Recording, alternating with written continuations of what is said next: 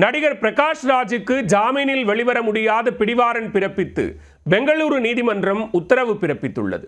தமிழ்நாடு, கர்நாடகா உள்ளிட்ட 4 மாநிலங்களில் voter ID வைத்திருப்பதாக கூறி தொடரப்பட்ட வழக்கில் நீதிமன்றம் எடுத்த நடவடிக்கையின் பின்னணி என்ன?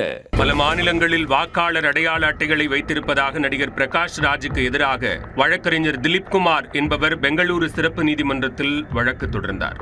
கர்நாடகா, தமிழ்நாடு, தெலங்கானா உள்ளிட்ட மாநிலங்களில் 1க்கும் மேற்பட்ட வாக்காளர் அடையாள அட்டைகளை பிரகாஷ் ராஜ் வைத்திருந்ததாக குற்றம் சாட்டப்பட்டுள்ளது.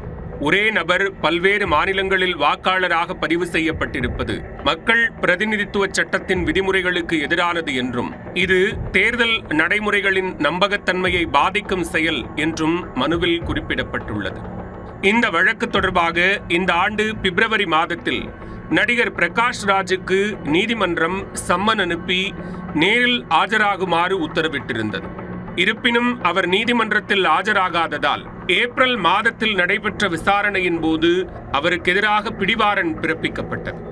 ஆனால் தொடர்ந்து அவர் நீதிமன்ற விசாரணைக்கு ஆஜராகாமல் இருந்ததால் அது தொடர்பாக நீதிமன்றம் அதிருப்தி தெரிவித்துள்ளதாக கூறப்படுகிறது. இதனால் 3வது முறையாக நடிகர் பிரகாஷ் ராஜுக்கு எதிராக ஜாமீனில் வெளிவர முடியாத பிடிவாரண்ட் பிறப்பித்து உத்தரவிடப்பட்டுள்ளது.